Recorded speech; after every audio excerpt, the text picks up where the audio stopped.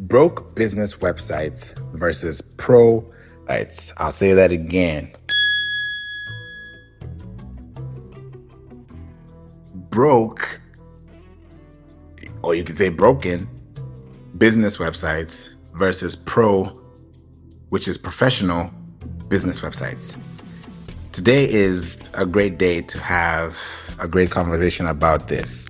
And a lot of people don't know how to fix problems on their website that they may have been having for a long time.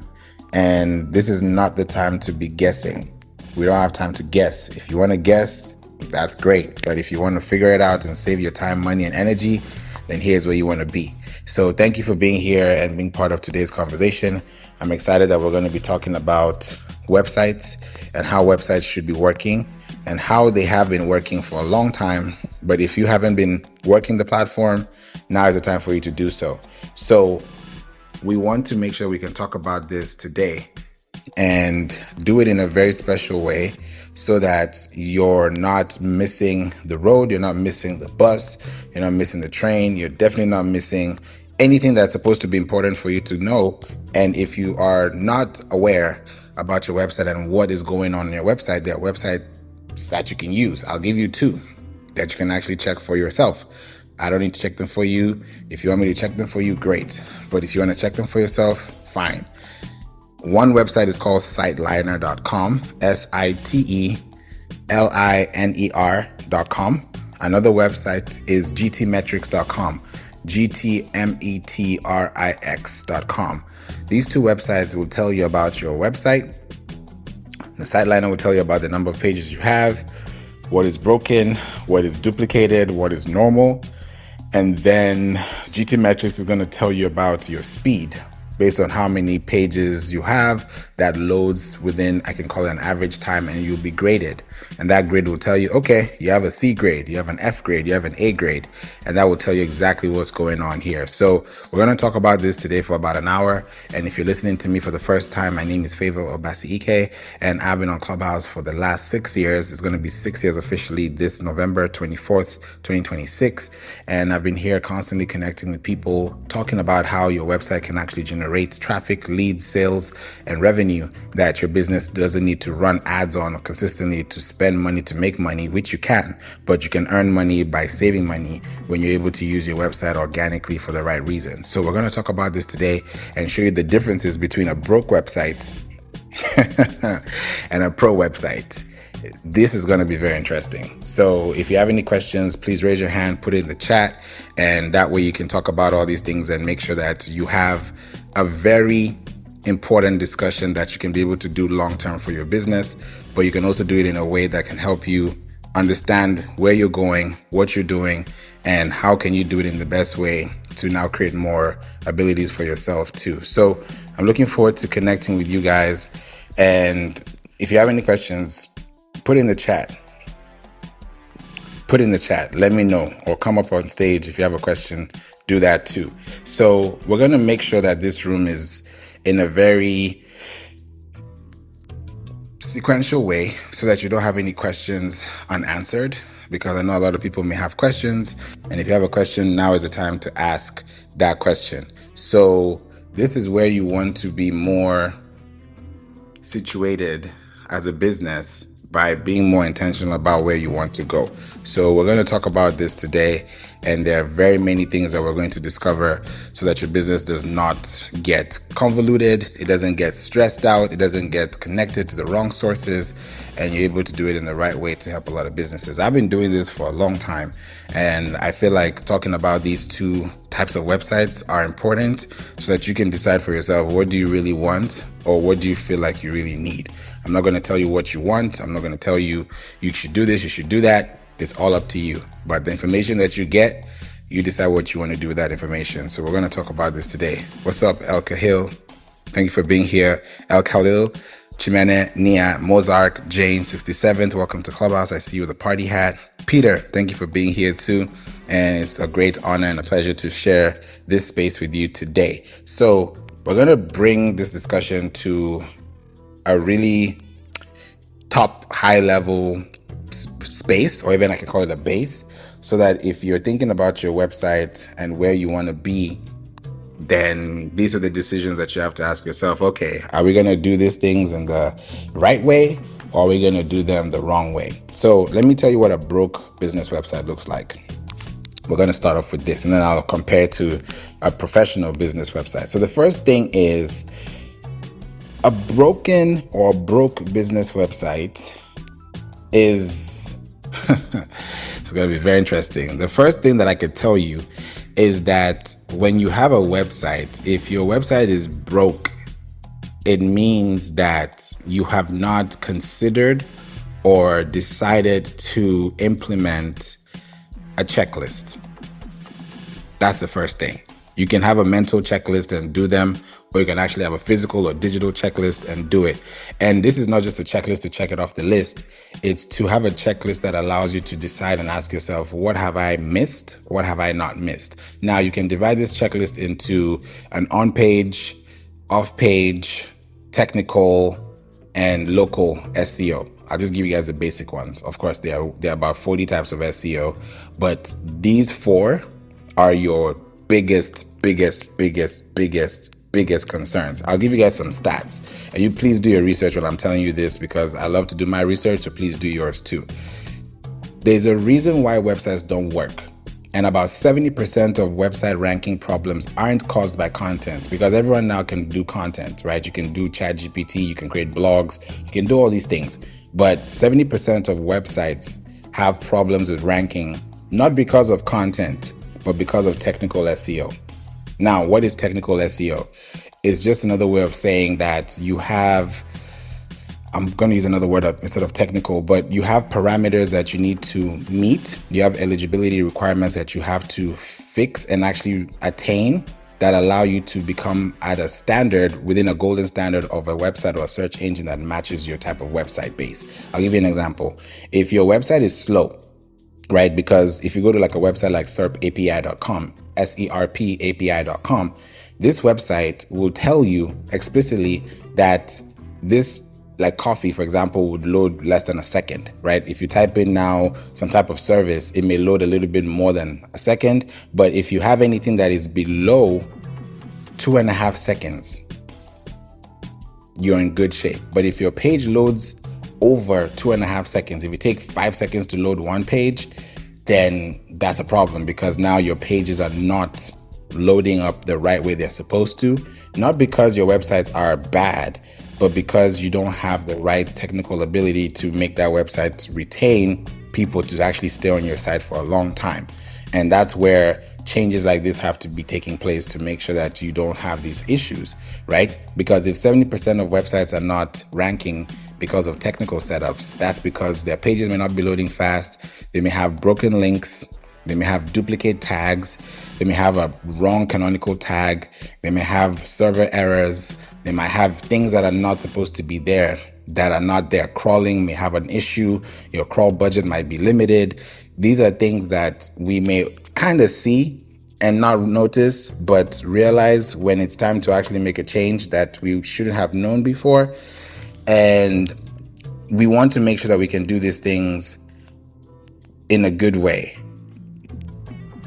in a way that allows you to understand how it works. And if it works for you, great. If it doesn't work for you, great.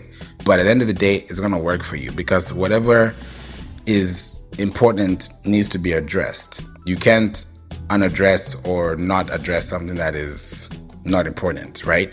So if it's important, you have to think about it and ask yourself, okay, have I done this? Are my pages working? Are they all loading? Do I have any 404 errors? Do I have any broken links? Do I have anything that is going to put me in a position where I can't be able to be myself, right? So we have to think about these things long term and ask ourselves the right questions. Good to see you here, Luan, Bella. Thanks for being here. Appreciate you. And Marwa as well. So you create the rationale between having a space. Appreciate the love, y'all. Thank you. When you have a website, you have to think about having a checklist, right? Either you download a checklist from a web page, or you buy it on Amazon, or you find it on an Airtable, or you create one for yourself with AI and say, hey, how do I do a checklist? Do it on your own or get a professional to do it for you. And the idea of having a checklist is so that you can check off the boxes, right? You want to make sure that you're not missing on anything so that it's not hard for you to rank. Because as I'm speaking to you today, I think this was today or yesterday, that Google Search Console has introduced something called social profiles, which means you can now use Google Search Console to connect and also merge your social profiles, whether it's LinkedIn, X, Instagram, YouTube. Is going to come to a point now that your social media is also going to be indirectly, or I can even say directly, proportional to the way you're going to be showing up on Google. So if somebody has a business, let's say you have a bakery, and in that bakery, you have social media posts that go out every week talking about the latest flavors in town, or here's our special for the weekend. And people know, okay, every Tuesday or every Wednesday, we have half off for our cookies, something like that. If somebody's going to look for that on Google and they're in the city and your business is also part of that parameter that they're searching with, then that's how your business can also gain more attention, because they call it social media updates. So social media and search engines are now coming together. So before we used to say, oh, we don't need a website. Oh, we don't need social media. Oh, we don't need email. You need all three. Because if your website is bad, if your social media is great and your email is trash, then something's not going to work, because something's going to break at some point. You want to send the good emails. You want to have low risk. You want to be able to be compliant. That way, when you send out emails with Flowdesk or MailChimp or Brevo or whatever you use, then you can send out emails knowing that you're going to get high open rates, high click rates, high click-through rates, and things that allow you to gain more stability and organized structure within your site. So think about having a checklist. A professional business website has gone through a checklist. When it comes to the site architecture, that's another thing. When you look at your website, if it's a broke business website, there's no structure. There's no structure. Just to think about an unfinished home or an unfinished house, right? Let's say you're crossing a road, or you're driving through a street, and you realize that this house has no roof. This house has no windows. I was watching a body cam yesterday, and this car there was no, the back of the car where you can see the glass at the back of the car was gone. It's still a car. You can still drive it, but if it rains, your back seats are going to be wet. If it's hot, anything can come in there. You can get mosquitoes, you can get flies, you can get birds flying in and out, because there's no structure. You may look like a complete house, quote unquote, but there's something missing, there's something broken. When there's a crack or when there's a leak, you got to fix it, because that leak can turn into a flood. So when you think about having a website, your site architecture has to be top notch. It has to be top notch. And what do I mean by site architecture? I mean that your pages have to load fast. We've talked about that. At the same time, your pages need to also have destinations. You can't have 3 pages saying /about, /copy -about, or /about -1. That's not going to fly, because your URL is a uniform resource locator, and your URL is supposed to take someone to a destination. If I go to your website and I see your website is .this, but the / is missing, or the / is maybe even having a typo, that's a problem, because these things are important to have. This is your inventory. You don't want to mess around with that. Site architecture is important. Have a home page, have an about page, have a product page, have a category page, have a post page, have a tag page, have a contact page, have a privacy policy page, have an FAQ page, have a glossary page if you want those things. But those things have to be there. Some of them are optional, some of them are mandatory. You can't have a website without a home page, because the first page somebody lands is your home page every time. If you go to google.com, you're going to land on the homepage. The homepage of google.com is a search operating engine. So when you start thinking about these things long term, your question should be, do I have a website that is professional, or is it broken? Is it a broke site, or is it a pro site? It's up to you to decide, because these websites are going to be there forever. There are 1.1 billion websites, and every day somebody's website goes down, somebody else's website goes up. So you have to decide, what kind of website do you want to have? I was just talking to a client earlier today, and she mentioned to me that this is before she's been listening to me for a long time. And she said that she got hacked. Her website got hacked. And when it got hacked, it's now turned into a gambling site. So when I saw it, I was like, your name does not match this. Like, you do photography, you do weddings. So why am I seeing gambling on your site? Then that's when she told me that it was hacked.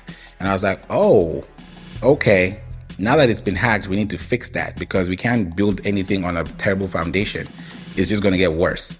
So for us to avoid the potential of getting worse, we need to fix what's happening currently. So that's what we're working on right now to start getting that fixed before we start building or scaling.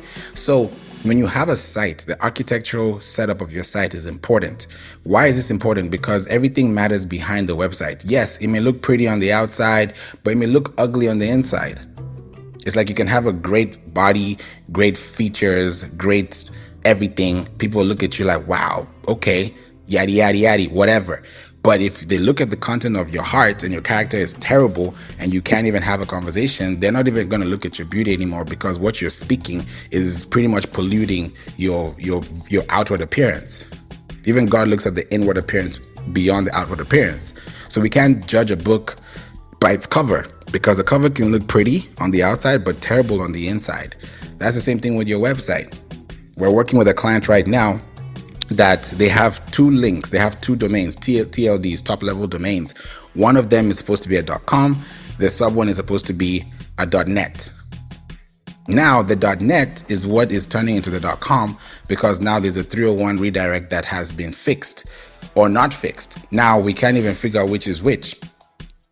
So we want to understand, how are we going to fix this, right? Because someone is going to come in from one angle, someone else is going to come from another angle. How do we take these things to the next level and not have issues?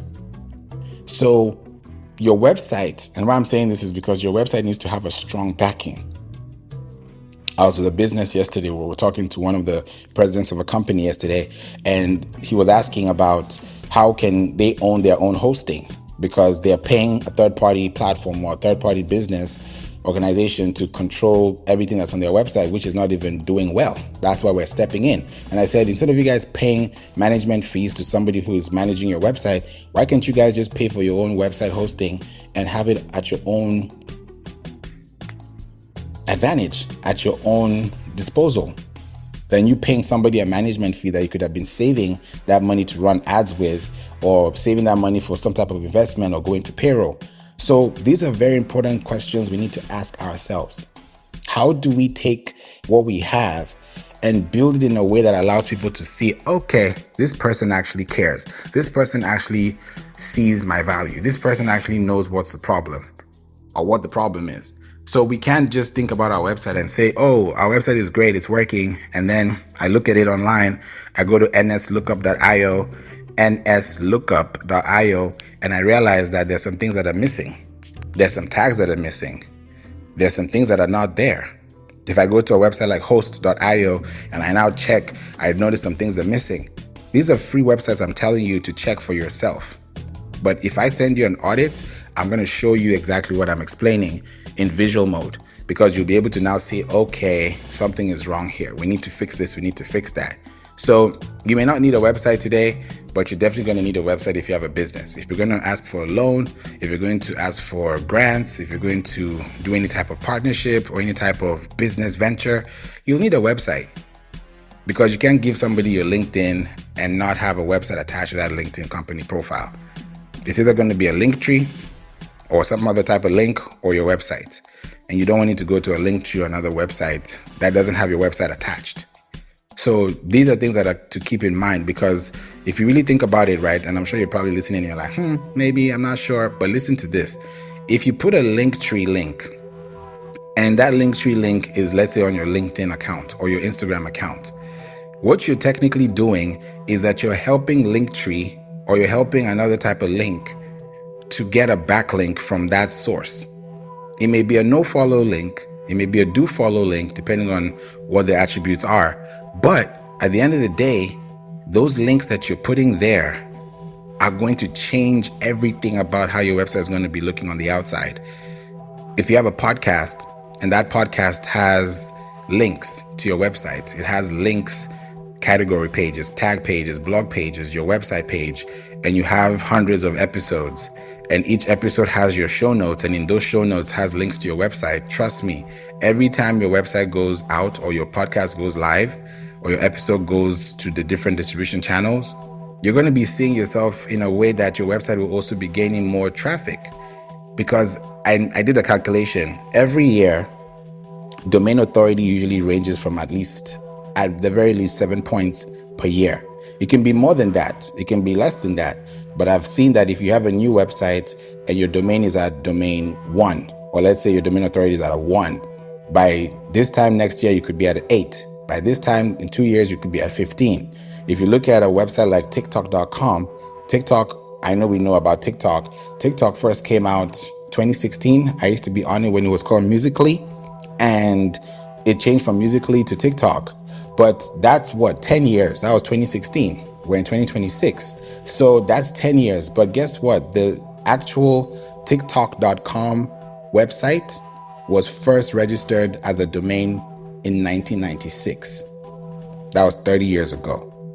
So you tell me how you expect to average or go against the grain when you're thinking about your business, when you don't have these domains connected or even attached. So your website has to definitely think about all these things. You need to have a good hosting. You need to have a good website. You need to have a good domain. So these are things that you want to think about long term and ask yourself, where are we going with this information? How are we building it and where are we going with it? If we don't do it today, someone else is going to do it for you or something else is going to happen. So we want to make sure that we're not making these mistakes or putting ourselves in these things as well. What's up, Rocky? Rocky got a hot mic. And I just saw your text as well. No problem. Thanks for letting me know in the message in the chat. But yeah, guys, if you have a question, please put it in the chat. Let me know, raise your hand, and we can talk about these things as well. Because your website is what people are going to see. Your website is what people are going to understand. And a broke website is a broke website because business-wise, you're not being seen online. You're not being seen at all. And that takes time, especially if you have a new website, because a lot of businesses have new websites. It takes time, and you have to trust the process. A lot of us just want to go. And I'm like, nah, wait. Just chill, relax, don't force it. Let it breathe, give it time. Don't just push the button and say, oh yeah, we're just gonna make this thing go. No, it's gonna take a while to build, but if you're willing to take that time to watch it grow, you'll be happy. Like for me, with my website, I noticed playinc.online, we have a domain authority that ranges between 40 and 50, right? By this time last year, it was in the 20 to 30 range. So I know by this time next year, God willing, is going to be within the 50 to 60 range, because my average positioning on the search console is between 11 and 20. And usually that's like the bottom of the top of the second page and the bottom of the second page, or the top of the third page. So when you start looking at these things, you start asking yourselves, okay, if this is going to be the average positioning, how do I shift it from 1 to 2? How do I shift it from 3 to 4? So your question should be, how are you taking your business to the next level? Welcome, Yabo. Good to see you. When you have connections long term, then your business is going to gain more traction over time if you focus on the architectural setup of your website. And that requires you to have the right domain, which you own, which you bought for a year, for 3 years, for 5 years, for 10 years, or you bought it, or I would say you bought it, or you bought it from someone else, but you're buying that domain as yours, right? When you buy that domain, your domain is connected to a hosting platform. That hosting platform is where you're going to have all your records, your DNS records. Your DNS stands for Domain Name Server, or Domain Name System. That's just another way of saying, what is the nervous breakdown or the nervous system of your website looking like? Because you're going to have A records, you're going to have NS records, which is name server records. You'll have MX records, which is mail exchange records. You're going to have CNAME records, which is your canonical name records. These are records that your website is going to be pinging off and sending signals to and fro, because that will allow you to know how well and equipped your website is going to be for the possibility of getting noticed, right? When you connect your website to the Search Console, Google Search Console, they're telling you put your TXT, copy this TXT and put it into your website DNS server. Now, when you put this TXT record, it's pretty much a Google verification tag, and it's identical to your website, but it's unique to you. Think about it. We all have different DNAs, even twins. Fraternal twins or identical twins have completely different DNAs, right? They're not going to have the same fingerprint. So when you think about your business has a specific, unique fingerprint on the websites that people are connecting with. And when someone is searching for your site or searching for your page, the things that they're looking for are going to be potentially connected to what you put in. Garbage in, garbage out. Value in, value out. It's up to you. So when you think about a website, don't just think about your website and say, oh yeah, my website is live, or it's loading, or it's great. Is it? How do you know? If you know, tell me why. So these are things that you want to think about long term, and don't just ignore yourself or ignore the website, because there's some websites I've seen there that say copyright 2020, copyright 2024. And those things are a big damage to your reputation, because it kind of means, even if it doesn't mean that way, but partially it could actually mean that your business is not active, right? You can be saying, okay, my business was, I can say my business was, incorporated in 1998. For example, you don't want to see 1998 on your website copyright. You want to see 1998 through 2026.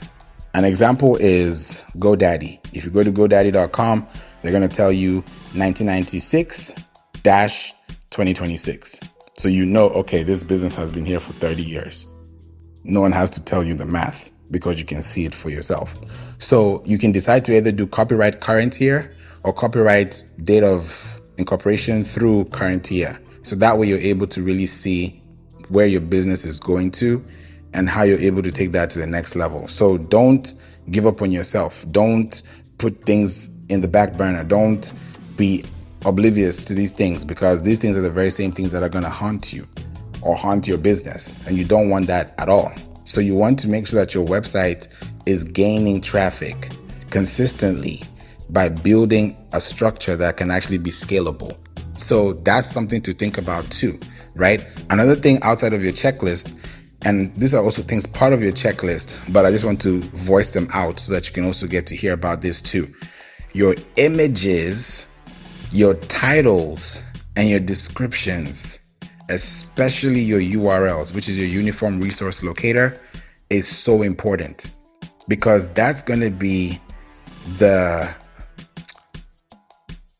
can call it the cornerstone of your website, because anything that you put in that title, in that description, meta description, in that URL, in that image, is going to change how people view you. So if you think about your business today, and there are things about your business that needs that type of visibility, then you need to ask yourself, what is on my website? If I'm based in Hawaii, how are people in Hawaii going to find me? If I'm based in Idaho, how are people in Idaho going to find me? I'm based in Houston, Texas. How are people going to find me here? If somebody's outside the city, outside the state, outside the country, how will they find me? It's going to be based on your titles. It's going to be based on your descriptions. It's going to be definitely based on your URLs, because people are going to find those URLs and then they'll be like, okay, that's your URL. Fine. It's worldwideweb.domain.com or anything else that you put. So when you start thinking about these things, it changes everything. Your titles are important. You need to think about your titles being between 50 to 60 characters with spaces. Your descriptions need to be between 150 to 160 characters with spaces. It could be less, it could be more, but just know that you're also dealing with pixels, right? Pixels matter. A capital W has a different size from a small w. A capital U has a difference between a small u. A capital L is different from a small l. If you send an email, try this out. I'm actually giving you a practical example. Send it to yourself. Don't send it to somebody. But write an email to yourself and then put all the words in caps lock. Then send the same email to yourself in another thread and then put all small caps. You're going to notice something. The size of that email is going to change because of what you're putting into that email. So when you have a title, when you have a description, there's a limit. They call them SEO limits that you have on your website that someone is going to see. And if Google sees that, okay, you have 529 pixels, that means you have X number of characters with spaces, then you can show up on Google for a reason, because that allows you to now show up for that particular search term, right? So if you have a search description, or I can say a meta description that is search intent based, and I'm looking for a plumber near me, and you're a plumber, or I have a plumbing business, then how will they find me credible if I'm literally 5 miles away, but you couldn't find me because I was not accessible on the web? It's important to think about that too. Shaq says, and if you have a local business, it's important to optimize your search engine profiles. Exactly. That's what we're talking about here today. Because when you have a business local wise, somebody's going to find your business in a way that can actually connect you to those sources. You can't just be guessing. You can't be guessing. You don't guess your business. You don't guess your name. You don't guess your age. You know what it is. You know your birthday. No one's going to tell you what it is. You know it. You don't even need to Google that. So the same way someone should not guess your business or guess what your business is about is the same way you should take that seriously too. So your business is literally what people are going to use to find and validate you.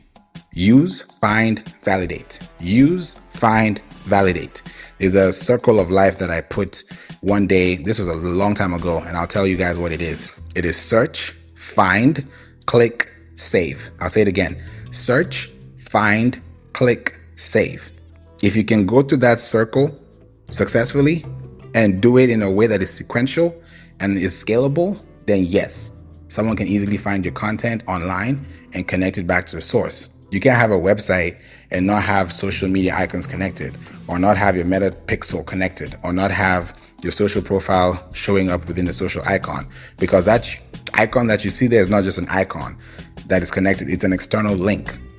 You need to have your links there. They're internal links and external links. So when you have external links, people know, okay, your link is taking them to your LinkedIn. From LinkedIn, they're taking them back to your website. You're creating bridges online that people can find you for. Don't guess these things. And if you don't know about them, ask somebody, right? Ask me, ask somebody you know, ask a professional. Just ask. Don't ask yourself if you don't know the answer. So if you are looking for a website that is a business, high profile type of website, then you have to start thinking about how to make your website professional. Another thing to note, which is so important here, outside of your images, your titles, your descriptions, and your URLs, is also your sitemap and your robots. I'm going to coin these two together. A sitemap is technically a roadmap of your website across search engines. I also call it the brain of your website, because if that sitemap does not have the right links in place, it's going to be hard for indexing to take place, right? Because there are 4 levels, right? There is search, find, click, save that I mentioned.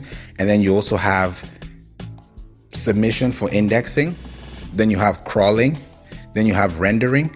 And then you have ranking, right? When you index something, it means you're putting it into the file. A lot of websites I look at these days have links on links on links on links. But when I now look at the links on Google, I don't see the same thing. I'll give you an instance. Let's say you have 100 links on your website. 100 links. You have 100 links on your website. And now with this 100 links on your website, I go to Google and I type in SITE : that site. And then without your www, just put your domain there and say, okay, my website is site : playinc.online or nike.com or cnn.com, whatever it is that you're looking for.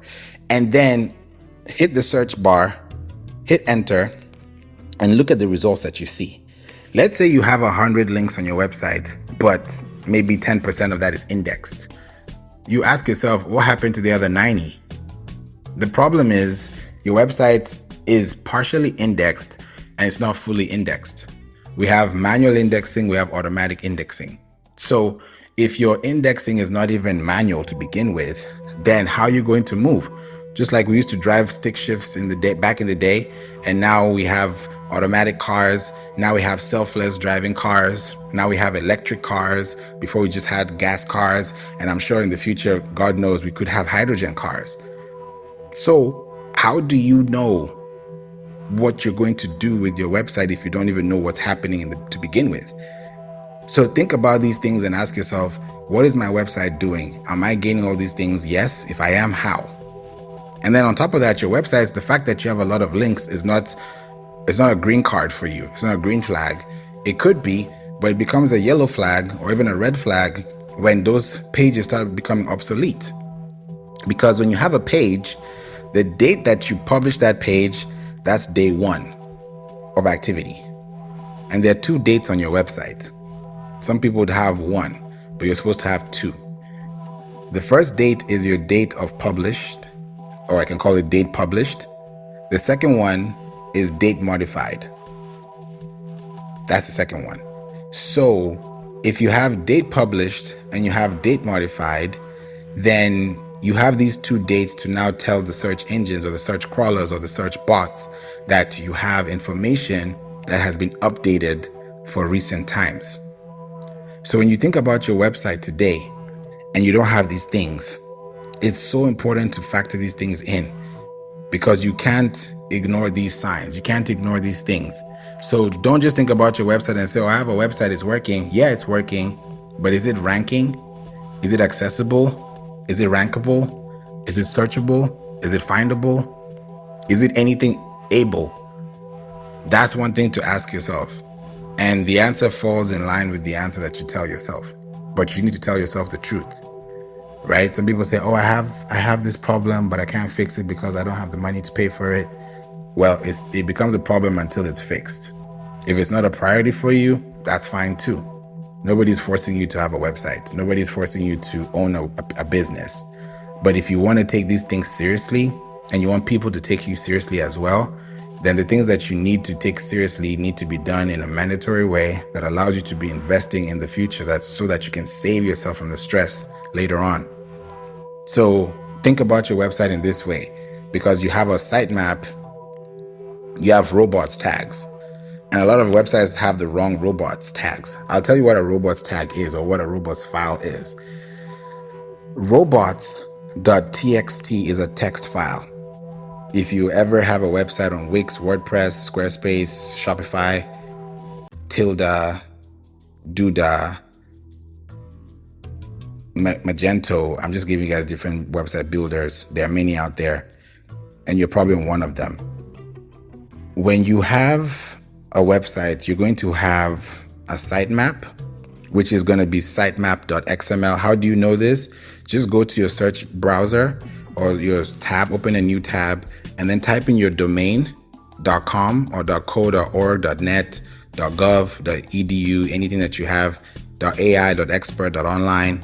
And then after you're done with your domain, hit a / sitemap, sitemap.xml, and then hit enter. You're going to see your sitemap. Now, if you want to know what your robots is, do the same thing, / robots.txt. Now, you're going to notice some things there. Those 2 are going to give you, I can say, black ink text. Of course, it's on a digital screen, but it's not going to be blue links. It's going to be black text, because this is what is being printed from the back end of a site, right? And when you don't have these things in place, if they're not connected, you may think that it's not important until something happens and you're like, okay, maybe it actually is. Because your sitemap is where everything comes from. You have your page sitemap, you have your post sitemap, you have your category sitemap, you have your tag sitemap, you have your author sitemap, you have your events sitemap. You have a lot of sitemaps in there, because those sitemaps or sub sitemaps or child sitemaps are going to affect the parent sitemap. Because if you're searching on Google for something, the reason why you can find it so accessibly on the internet is because someone somewhere took the time to actually make it available to you, because they adhered to the eligibility requirements to allow you to actually functionally find this thing online. It takes time to build these things, but if you don't know, ask the question, or ask, is there anything I'm missing? And then they'll tell you, oh, you're missing this, or you're missing this, or you're missing that. These are the things that you have to think about, right? Because a robots file It's supposed to tell you how your website is actually giving the rules to the bots. If you have a rule book and here's a manual how to drive this car, if there's no manual, how are you going to set this thing up? Let's say you're setting up a vase or a barbecue stand, or you're setting up a TV stand, or setting up whatever it is that you want to set up. There's a manual to it. If you're putting a desk together and you got to move the parts together, you got to screw things, you got to chop and screw things, then you're going to know exactly how much you need to do to make sure that this thing does not break or it doesn't fall, it doesn't falter. So your robot is supposed to tell explicit instructions to the search business or the search engines to say, hey, this is my business and I would like Claude to rank this or allow this page and not allow this page. Or I don't want Gemini to read this information, but I want it to search for it. These are parameters that you have to set, and they're available, they're accessible. And big websites that you visit today, they have these things. You just don't know that because you don't have to go there. Your goal is just to show up, read the text, click the link, buy the product, save whatever you need to have, bookmark it, and go. But on the back end, the technical thing is important. That's why I said earlier that 70% of websites have a technical problem. They don't have a content problem, they have a technical problem. And the sooner you get to realize what the technical problem is and fix it, the better your website can actually rank online for the right reasons. John, we'd love to hear from you. Good afternoon. What are your thoughts on the topic? When you look at a website, just from a consumer standpoint, how will you know whether this website is looking good, doing well, or not doing well? As a consumer, I spend most of my time checking out websites that are advertising related. And I'll just give you a little point of a reference. If they look scammy to me, I'm not giving them any money. If they look like they're second rate, I'm not giving them any money because it reeks of scam. And they're not going to deliver as promised. So if you put up content that looks second rate, expect second rate results, if any at all. That's all I can say. Thank you. Thank you, John. That's a good one. Second rate. Yeah, if it looks scammy, you got to run. You got to run. Forrest Gump, run. Because it is not a pretty thing to be on a site that is going to waste your time, your energy, and even your eyes. Because you don't want to look at something that is not, it's not easy to look at, or it's not easy to understand. If a 5-year-old can understand it, then definitely a 50-year-old can understand it. But if a 5-year-old cannot get it, trust me, a 50-year-old is not going to stress themselves trying to figure out that for themselves. No way. Because it has to make sense, right? It has to make sense. SENSE and CENTS.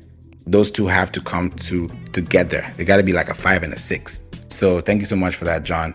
Deolu, thanks for being here. Good afternoon. If you have a question, if you have a thought, please feel free to share with us. What's going on? Yes. Hi, everyone. Hi, Favour.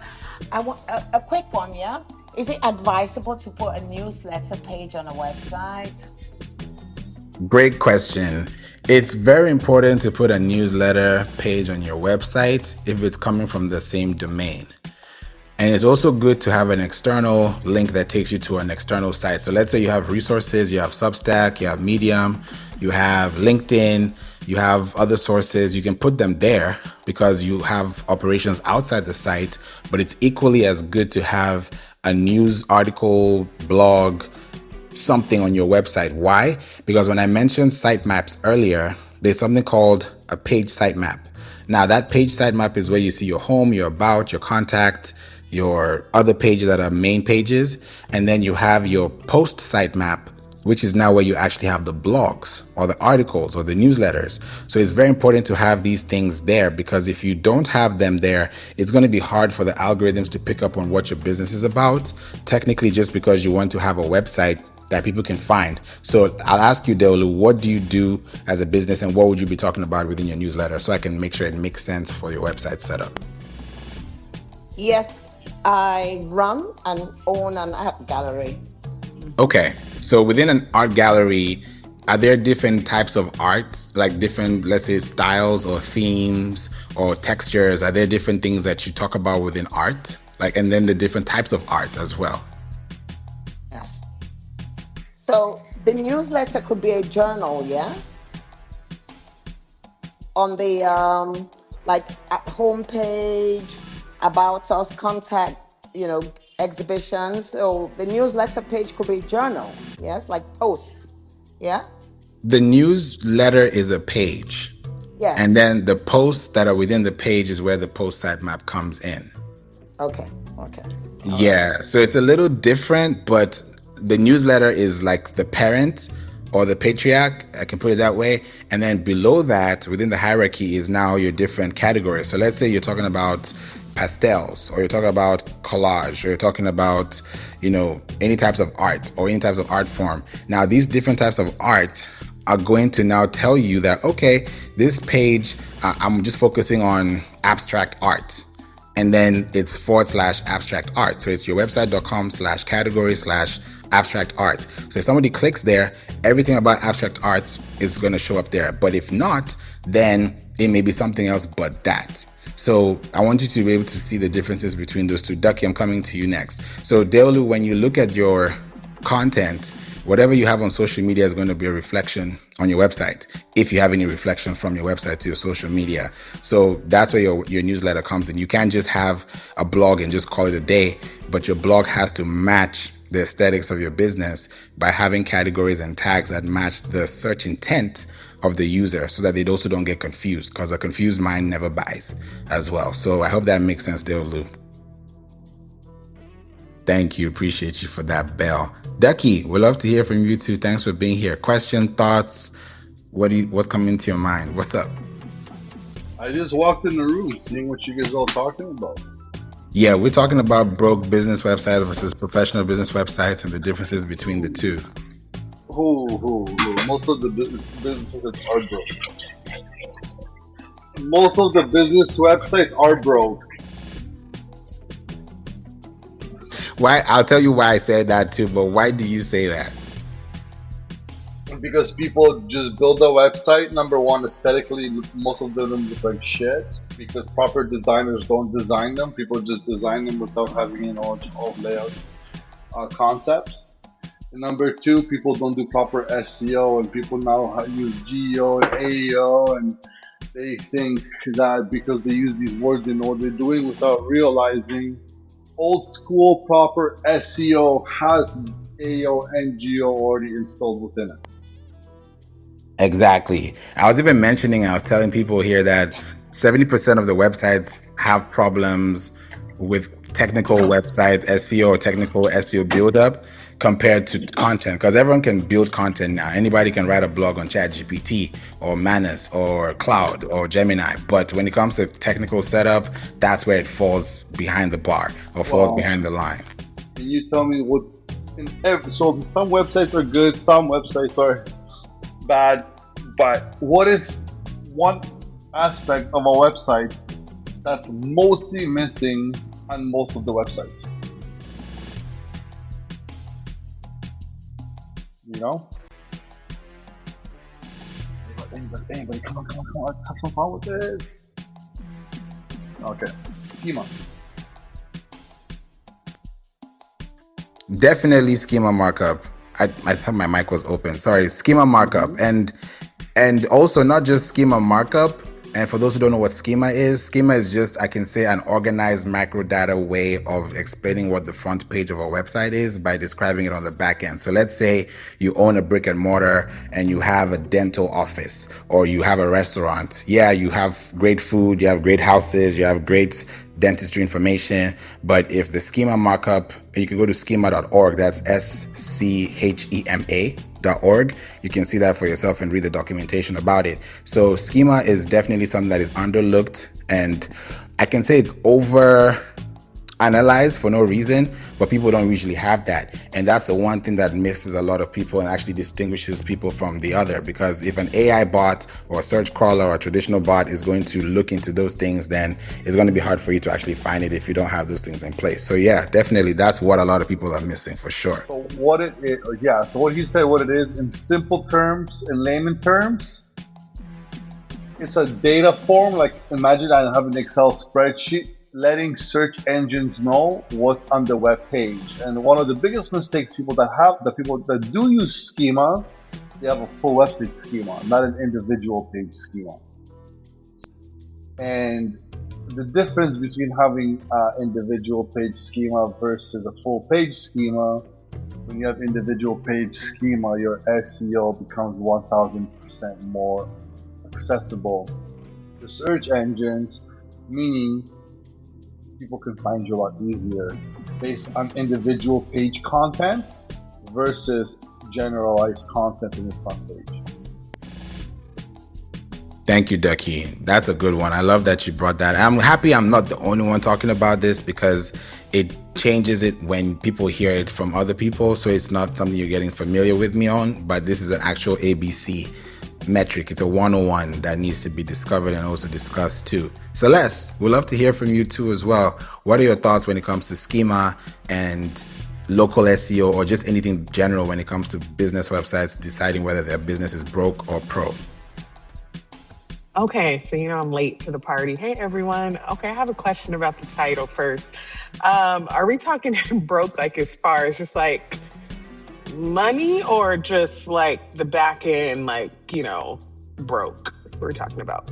Go ahead, Ducky, before I say what I'm I'm to going to say. say more likely is based on visual and workable, not money, because I can build you a website for $1,000 that other people will charge you $10,000 for. So it's more visual, workable, and optimizable. Right, like broke, Got like you. it's like it needs fixing. Okay, because in my day-to-day lingo, I use the former definition of broke. So I just wanted to clarify. And also, hi, Ducky. I haven't seen you in these rooms in a while. Good to see you. Okay, so the hard part, what's funny is I was just talking to someone, was it yesterday or the day before? Long story short, this person had reached out to me in December of last year, like, hey, I need help. My business is struggling and blah, blah, blah. And I literally went through and gave her like a free mini website audit. And I'm like, hey, you need to do this, you need to do that. Fast forward, I think it was yesterday, the day before, I see she posted on Facebook, oh, I'm still struggling. My business is slow. So I was like, oh, let me see, did she actually go and change the things that I recommended? Sure enough, I think I gave her 4 or 5 recommendations, 0 things she did. So I reached out and I was like, hey, I saw your status, but I also noticed you did not nan one of the things I told you to do. Like, what's up with that? And she's just like, oh, all these excuses, basically. And, so I gave her some resources. But the reality is, because I guess I'm going to speak to both, but the reality is a lot of small business owners don't have the quote unquote budget to hire someone to do these things. I understand it's not the cheapest thing on the inventory list, but you have to either invest money or time. There's no other option. You either have to invest money to outsource it or time to learn how to do it yourself. There's literally no other option. If you can't pick one or the other, then you're going to really struggle in business. Me personally, when I was literally broke, right? Like, I invested time. I took tons of classes and all business workshops and all the things. You can actually go on, if you're in the US, I don't know about abroad, you can go on to your county library's website and get on LinkedIn Learning for free. LinkedIn Learning has thousands and thousands of courses that you can take. A lot of them will give you a certificate, but you can take tons of courses on how to build a website, SEO, digital marketing, social media marketing, the list goes on and on. So I just kind of get frustrated sometimes, and maybe, I need to work on my empathy a little. Also, I'm driving, y'all, so if my service goes out, apologies. But I just get frustrated when people, I've heard all these excuses in the book. Also, y'all, I'm someone who literally used to dig in my car for change on my lunch break. Like, I come from the struggle, and I still figured it out. I still invested time. I didn't have the money, time to learn all these things. So, more of the story is, most people, they just throw shit on a website because they're like, oh, this is what I think, right? But when you're in business, you got to make data-driven decision. It doesn't matter what you think. What do your customers think? When they see a certain color, how does that make them feel? Did you actually research, marketing psychology before you just Chat GPT the logo. Now, unfortunately, AI is really making things more complicated for people who don't want to invest time to learn basic marketing strategy. So I'll just leave it there. To me, that's the biggest difference between a broken one and a pro one. It's just people don't understand, the fundamentals of marketing. So hopefully that answers your question. I know that was a long one, but I'll pass it back to you. Thank you, Celeste. You want to Can say I go? something, Can I go? Can Ducky? I go? Can I go? Can I go? Yeah. Sorry, this is very excited to me because as much as I agree with some of the things you said, I disagree with a lot of the things you say. Right?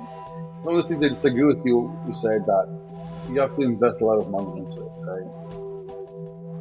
You don't. And what I mean by that is, yes, you have to invest money into it, but there's agencies such as myself. If you look deep and you take the time to look into it, we'll charge you a monthly fee. Like, for example, I have packages. Well, I'll quote you on a website, let's say $5,000-$6,000, and we can go with $100 to $200 a month for how many years to sustain that website. And after so many years, your yearly maintenance and hosting fee will just be that, and the website will be paid off. Like I do in-house financing to help companies. And if you're a business that doesn't have $200 to spend on a website, then you shouldn't be in business. So that means like we don't have anything. You just have hopes and dreams, and you don't have the will to gain clients. And if you're not making money, you're not in business. And $200 a month is not that much to sustain something that's going to bring you in thousands, right? And so to me, it's not necessarily about what you have, what you don't have. It's what you're willing to do, and that's why I agree with you on. Ducky, you got me thinking about this. Some people would rather spend $200 on running ads than maintaining it. You know what the biggest problem with ads is? People run fucking ads, but they do not have a fucking foundation. And all they're doing is the money's going down the drain because, yeah, you have a nice ad, people click on it, but your website looks like garbage, or you don't have a website, and it's just like, and then what? Like, there's no one to see anything. It's like you run an ad and people go into an empty space going, where the fuck are the shoes? Why would I buy from him? And then another one of the biggest problems is another one of the biggest problems. I have a lot of one of the biggest problems. So don't mind me.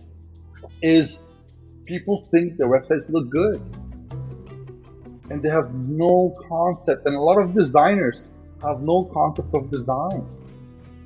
There's a lot of designers that are just designers, and they became designers because they fucking learned WordPress, how to use Wix, and never ever build a website on Wix. Never ever. And if you're on Wix, either hire a new web designer or leave this room.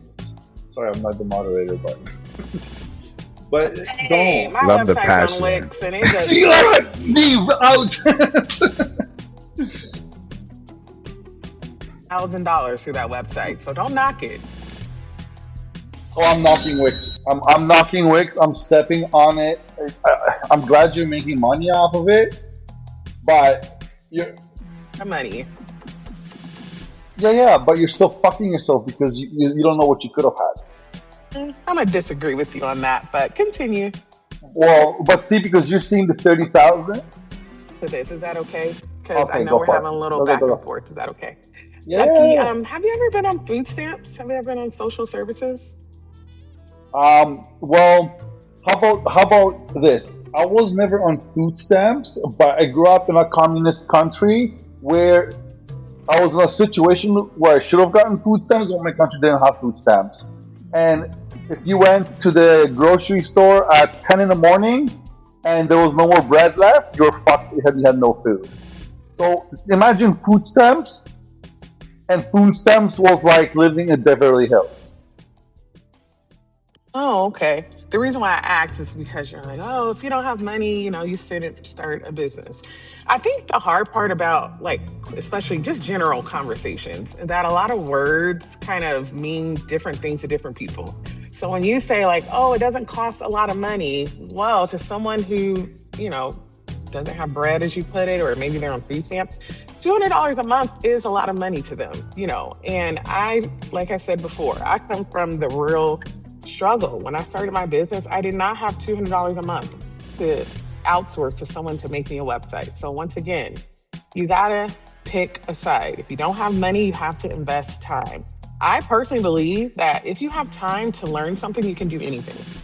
I don't care if you want to fly an airplane across the country. If you have time to invest to learn, you can do it. Like, that's just my kind of TED talk to people out there who don't have the money. But I think the problem is people want to say, oh, I don't feel like, taking a class. Oh, I don't have time for a class. But they also don't have the money. So then they're messed up on both sides. That to me is the biggest challenge that I see with a lot of small business owners who are financially, not prepared to invest in outsourcing a lot of things. So I just wanted to add that in. I think me and you were kind of on the same page, Ducky, but again, our words, mean different things to us. So that's all I wanted to say.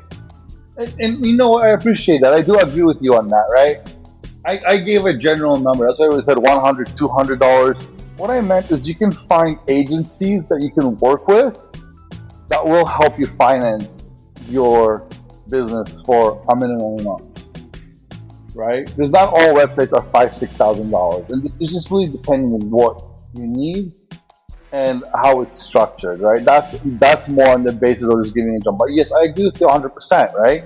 But the thing is, it's depending what kind of business are we starting here, right? So that's why we have to generalize, and when people are not per se understanding what the words or seeing the words differently, it's always good to clarify and come up and ask questions, or state what you just stated, which could clear things up, right? But what I meant for a regular business that is opened up, has an LLC, and starts, a website, and a lot of people, and a lot of these businesses that could afford the $200 a month, could afford $3,000, $4,000, $5,000 to build a website. They don't, because they don't see a priority in it. They don't realize it's their image, right? And the way I look at it is, your website is like walking down the street and you have your storefront. Your social media is the windows to your storefront. So what kind of business do you have, and what do you actually need? What kind of social media do you need? What kind of marketing do you need? Every business has different needs. Like right now, I have a painting one of my friends, a painting company, and his social media is 3 times a week, or twice a week now, and that's all he needs, is to just say to the world, hey, I still exist. But he's got so much work that he doesn't care or doesn't need it. He's got a crew of, I think, 15 or 20 guys, and he's busy every day, all day, right? So for him to spend money on marketing is fucking pointless. But you have a person that's selling t-shirts online, well, that's a different story. Now you got to post every single day, a couple of times a day. You have to have a proper structured WooCommerce website, or a shopping website through whoever host you feel most comfortable with, right? So that's what I was going to do in that. But problem with Wix, yes, you're making lots of money, and I'm stoked for you. The biggest problem with Wix, they own you.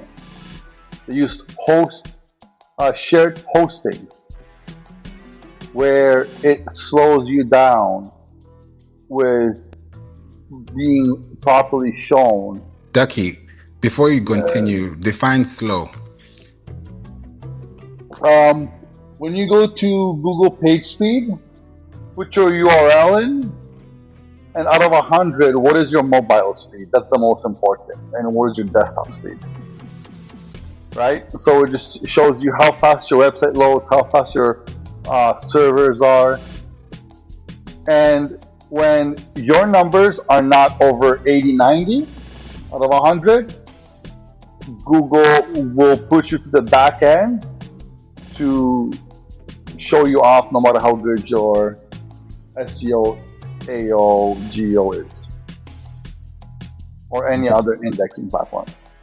Okay, I wanted you to clarify that for the people who probably don't know what that means. So, another thing too, before we wrap up today, because I know this is a lot of information and I don't want to overload you guys with this, but when you start thinking about budgets, especially with businesses, if you've worked with small businesses, enterprise, Fortune 500 companies, what I've come to see is that businesses, more likely than not, this is not a standard figure or a standard rule of thumb, but if you're working with a company or business, or if you're in that type of business and you're making anywhere from whatever amount of money you're making through in a year, most businesses usually put about 1 to 10% of their annual revenue into marketing, whether that's digital, whether that's websites, whether it's SEO, whatever it is.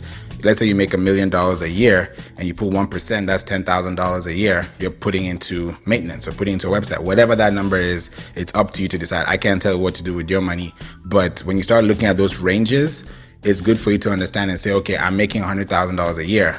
Do I have 1% to put down? Do I have 10% to put down? Yes or no? If I don't, maybe I can wait. Because some businesses think that they can do it until there's a problem. It's like saying you're driving a car and then this car breaks down and then your mechanic tells you it's going to take you $10,000 to fix. Are you going to keep driving that car on the highway, or are you going to leave that car in the garage, or leave that in the mechanic shop? It's up to you. So it depends on how your priority is and what you really want out of this website. And if it's making you the money like it's making Celeste, and somebody else could be on a terrible site and it's making them buku breads of money, fine. By the end of the day, you're going to have to revamp, you have to fix, you have to renovate, because websites don't just stick there. You have to keep making sure that they're maintained as well. So people use websites for different reasons. But if you're able to use this website and it's making you the money, great. If it ain't broke, don't fix it.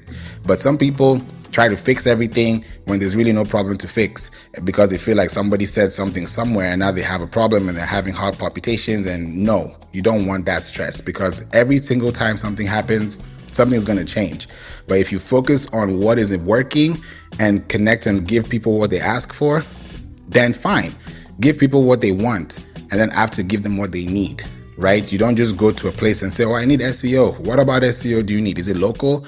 Is it franchise? Is it off? Is it on? Is it technical? What is it? That way you're able to understand exactly the mechanics of what things are happening around, because you're not going to know these things. I don't know science.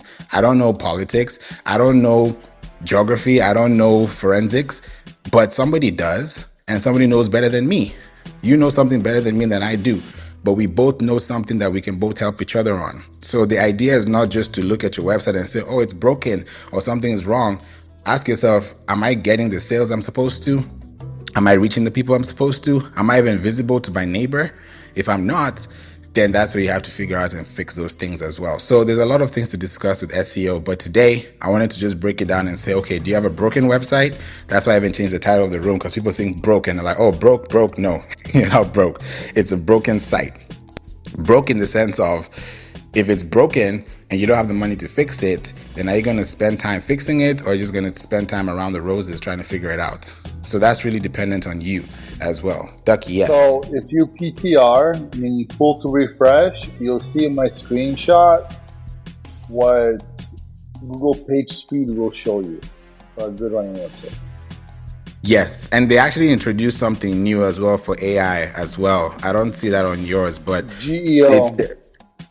No, not GEO specifically. I'm talking about there are other new parameters that have been added to this performance, to the accessibility, best practice, and SEO. Those are the traditional ones, but there are new ones that have also come out too. But I don't think it's rolled out officially, but it's also available to people too. But I see what you're talking about, and that's what Ducky is talking about, guys. Just look at his PTR so as well. What I'm going to do is, this is from about 4 or 5 weeks ago, from a client's website when I was having a conversation on Clubhouse about, is if Google doesn't, in mobile, number one, mobile is the most important. The reason is mobile searches your website's mobile page speed, and that's all it considers. Because 80% of users right now looking through websites are on mobile. And if Google doesn't have these results and it's under 90, it's not going to want to index you in their search engine. It's going to be like, whatever. This person is not maintaining their website. This page is not fast enough. They don't care for it. why would I not put this? Why would I put this on top of the page or on first page or anywhere near the top? Because these people don't care about their websites, we won't care to put it in technically. That's what Google's AI automatically determines. Thank you, Ducky. I love that. Thank you. Appreciate that. That's why even on the page insights or the page speed insights, they put mobile first and then they put desktop to the right of it, which makes sense. They could have done desktop mobile, but they did mobile desktop. So it even shows you in priority, even if it's not telling you by priority, it shows you what exactly people are looking for more than the other. But that doesn't mean desktop is bad or tablet is bad, but you think about where people are connecting with. Like here on Clubhouse, a lot of us are using our phones. Some people might be using their desktops, some people might be using their tablets, but majority are using their mobile phones. So we have to think about those things and ask ourselves these questions. How are we using our websites and how are we using them in a correct way to build more connections online that actually make sense and are not just convoluted between different types of keywords? What's up, Mo Dub? How you doing, man? We'd love to hear from you. Thoughts, comments, questions. Feel free. What's up, brother? Been a while. Hey, that's John, Ducky, Diolu. Is that how you say that? All right, well, I apologize if I messed it up. So what are we talking about, brother? What do you need to tip on? I'll ask you this because I know you're good on copy. When people have websites, especially professional websites or broken websites, what do you normally tell them for their business to gain clarity so that they're not just focusing on the technical, but also on the performance and the retention model? The first thing I'm going to tell you when it comes to your content and getting clarity is to make sure that you realize your content has two purposes. Right? Number one, to attract the people that you want. And number two, to repel the people that you don't. Right? That's the first thing. So if you're talking my language, or if you're trying to be safe, let me back up a little bit. Trying to be safe and be down the middle is a great way to piss everybody off, right? Because you're not speaking to them. You're speaking to whoever, right? You speak to one person with one target in mind, one problem in mind, and that one solution in mind, right? And you just hammer that, right? Whatever their problem is, whatever their solution is, that's what you speak to, right? That's how you gain clarity, right? You know, trying to be unambiguous or not piss anybody off is what's going to piss everybody off, right? So that's number one, right? Your content has two purposes: attract the people that you want, repel the people that you don't. Right? That's the first thing you want to do. I also want to say, when it comes to gaining clarity, be more action oriented. Lead with verbs and adverbs, right? For example, quickly learn how to build a business that wins in 2026, right? Lead with, and the reason why you want to lead with action is because all of your content has a CTA at the end, right? A call to action. So if your copy is action oriented, you're priming them to take that action at the end, whether it's to follow you on Facebook, or subscribe to your YouTube channel, or download your lead magnet, enroll in your course. Those are the things that you want, that action in mind that you have in the end. If you're just showing them action, action, action at the top of each sentence, at the top of each paragraph, or whatever. And the paragraph part is also where you gain the clarity, right? My favorite tip for people is to use the people also ask section in Google, right? So whatever question you put in Google, scroll down maybe a quarter of the way down the page. If you got to go that far, you'll see a section that says people also ask. In your content, answer those questions and use those questions as the headline to the paragraph, right? Because now you show Google that you're relevant because people are asking these questions, and also, it's going to draw more visibility to you, and it's clear, right? People are asking this question. Google is telling you that people are asking this question. So now if you provide that answer, you're automatically positioning yourself as that subject matter expert. So that's just a few quick tips that you can do right now that's going to level up your content to where you need it to be, right? And then once you start practicing that and get better at that, and your content quality, right? So there's two things that you want to keep in mind when you're building your content, right?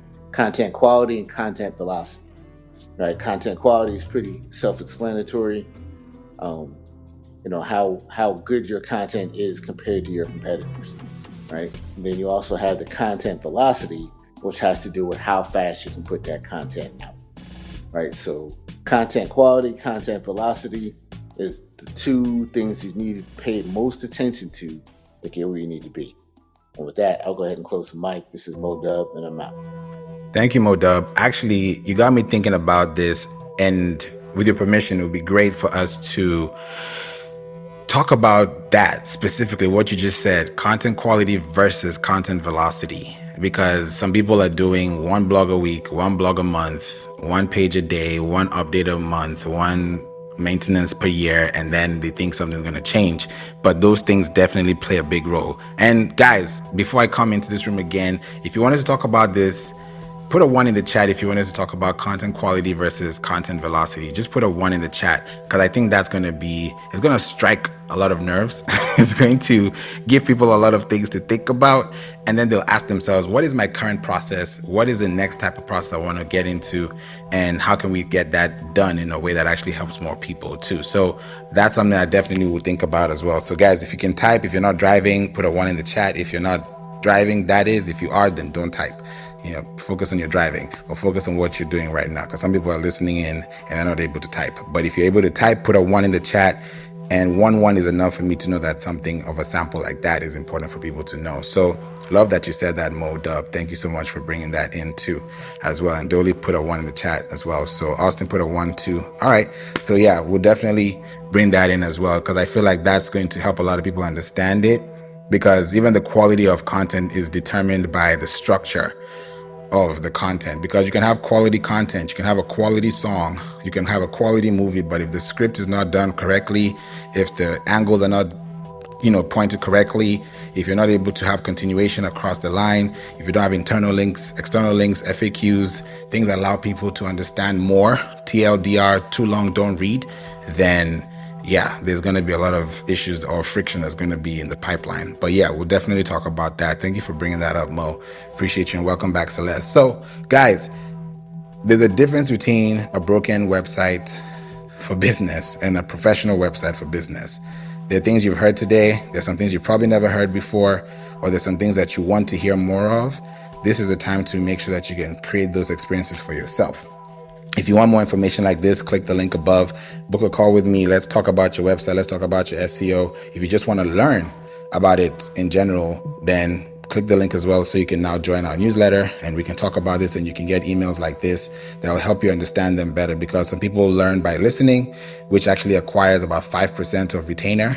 If you can teach somebody else what you've learned, that's about 90% of acquisition. If you can listen to something like you're listening today, that's 5% learning acquisition.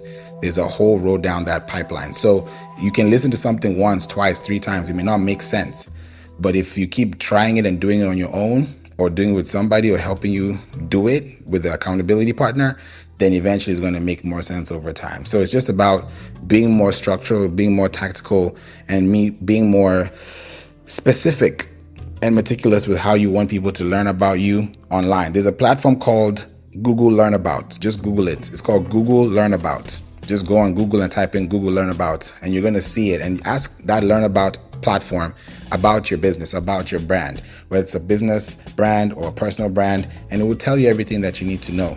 That way you're able to understand, okay, I see what's going on here. I see what we need to focus on. So these are things that you have to think about as a business, and don't just ignore the signs. When you ignore the red flags, one day it's going to come back and bite you, and you don't want that to happen. You want to be focused, you want to be helpful, and you want to make sure that your content is not just doing it for doing sake. You want to have the right information that you need to get the right people that can actually come back to you as well. So before we go, I want to start off with you, Ducky. Last point, what do you want people to know? Give them your final takeaway. Then we come to you, Deolu, then Mo, then Celeste, and then John. So Ducky, over to you. Well, the biggest thing I want you to know is when you're hiring a developer, designer, marketing person, figure out the questions you really want to know. Ask and don't listen to what you want to hear, listen to what they have to say. Talk to the person that you have synergy with. Don't listen to sales. And one of the examples I'll give you, I was sitting down with a client about 2 weeks ago, and he asked me, for your marketing, why should I hire you? What results can you provide me or guarantee me? I'm like, I can't guarantee you any results.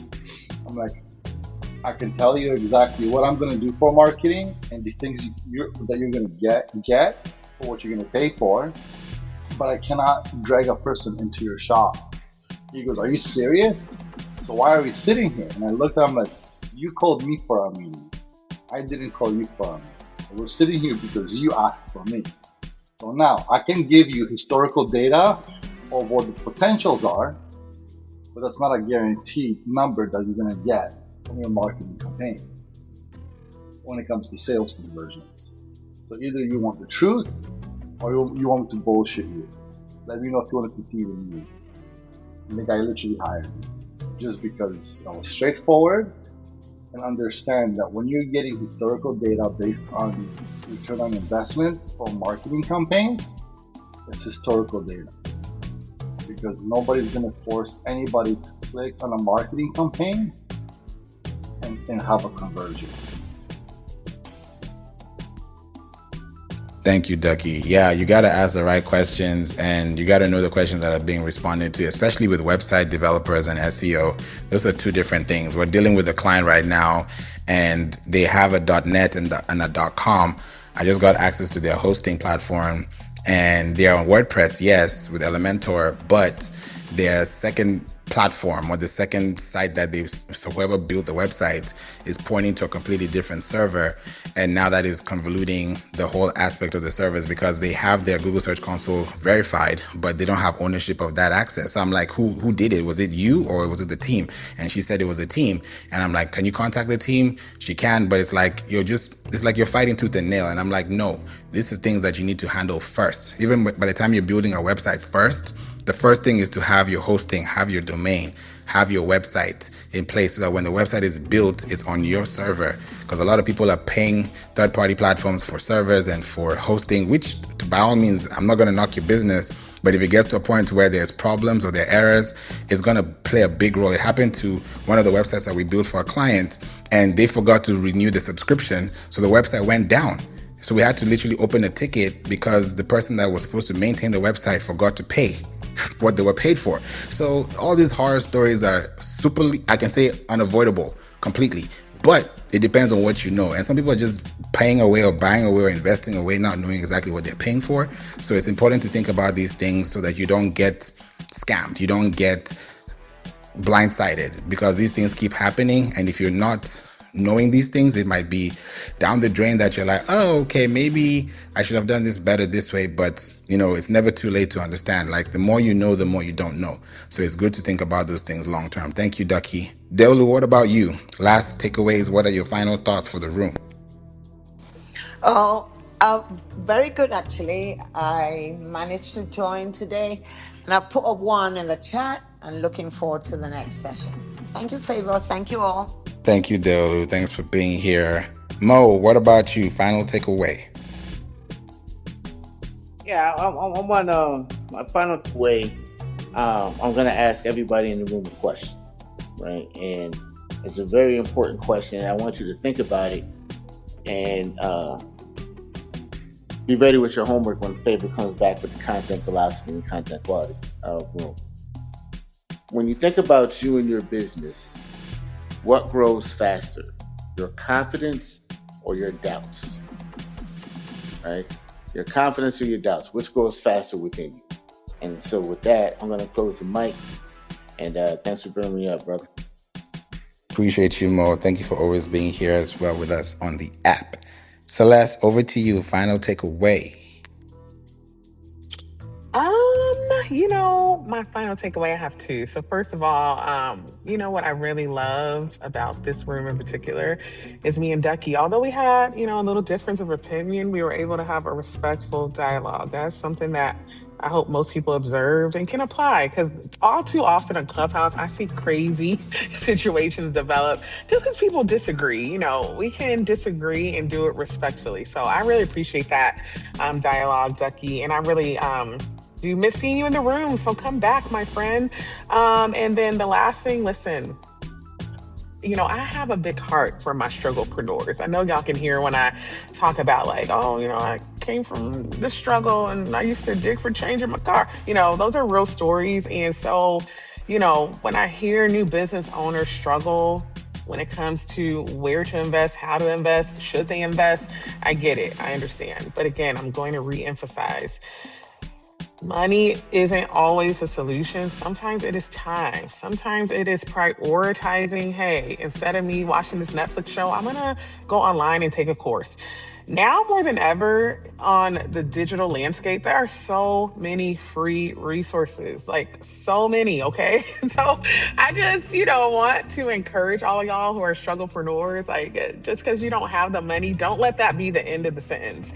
Let it be a comma, all right? But what are you going to do about it, okay? So go out, invest some time to learn how to do things, not just throw stuff up, guess how to do it. Go and invest into yourself by learning. Your mind is a muscle, and I truly believe that with time and the right strategy, you can learn how to do anything. Okay, so thank you so much, Favour, for the room.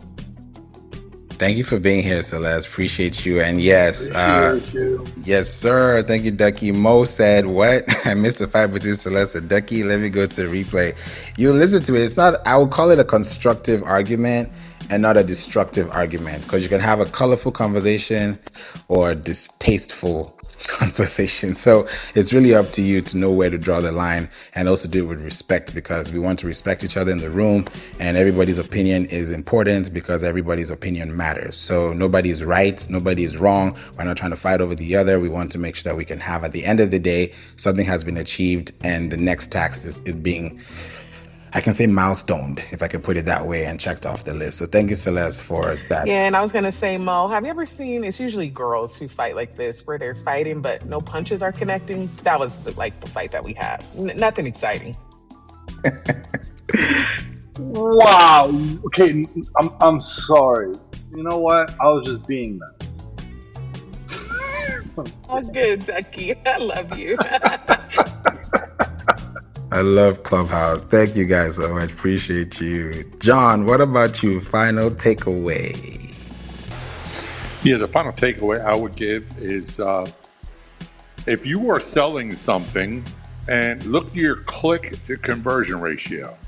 If your conversion ratio is above 2%, you're probably doing pretty good. If it's way below that, your traffic is not responding to your website. So really take a good hard look. Look at your analytics, look at the insights, look at the information that's available for free, and check it out. And there's really no excuse for, if you're in business, there's really no excuse for not doing your homework and doing things you can do. And no matter where you're starting from, you can learn more as you go along. So thank you very much, Favour. Thank you, John. That was a good one. Thank you for saying that too. You reminded me, yes, the average click-through rate for websites is at 2.2% across all industries. And you can do your research, guys. Please, please, please, please, please do your research. I beg you, do your research, because I don't want you to just listen to things and just go home and just call it a day. Do your research so that you also know exactly what you're dealing with, and also ask yourself, am I hitting those marks? It's just a benchmark for you to attain. And then you ask yourself, how can I get to that point, or how am I not getting to that point, and what do I need to fix? So I appreciate you for that, John. My takeaway for you guys is that decide what you want to do with your websites. Do you want to keep suffering your websites, or do you want to scale your websites? You're either going to suffer it or you're going to scale it. And there are two platforms I told you guys in the beginning of the room to check. I'll actually add a third. The first website is go to siteliner.com, siteliner.com. The second one is GTmetrix.com, GTmetrix.com. And you could also go to nslookup.io, nslookup.io. Those 3 websites will tell you a lot of things that you probably don't know about your site.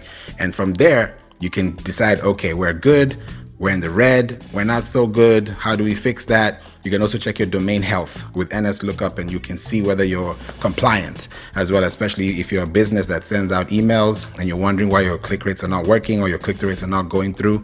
That's going to be one of the reasons that you can find out as well. So just wanted to share this with you guys, and a lot of people are in the room. So thank you so much for being here. I appreciate each and every one of you that have a ticket. This is a marketing club. We have over 355,711 members in here. And a lot of people come here for business. They come here to understand marketing. And if you're in business, if you're learning marketing, this is the place to be. We talk about rooms like this on a consistent basis. So if you have a pink ticket, make sure you cash in your ticket, because now I'm even using the house chat even more. Because in the house chat, I'm able to put in the links so you guys can be able to be here and don't miss out on information like this. So until then, God bless you guys. Have a wonderful day. Enjoy yourselves. I hope you guys are doing well. Good to see you as well. Dr. Fashion, Terika, Brandon, Mizanur Sexy, Chimanik, Coach, A-Hope, Ishman, Austin, Tiffany, Vernell, Luan. I see you, Vicky, Cameron. Good to see you. Delia, Raj, Saleh, Tyron, Nastaran, Osvaldo, Egugum, Son, the Sadaf, Ebby, April, Chris, Shuka, and John. You guys are all appreciated. And April says, A-Hope says, I need to be here. Yes, please be here. Be part of us. We are a great family. We're people who care about each other, and we do things to help. We don't do things to criticize or to put you down, because that's not going to help anybody anywhere. That's a lose-lose statement. So I hope you guys learned something new. And if you have any questions, please always reach out to me. Click on my face, listen to the replay, and we'll definitely be back again with more rooms like this. So until we meet again, take care, stay out of trouble, stay hydrated, stay blessed, and I'm going to see you guys in the next room. Bye for now.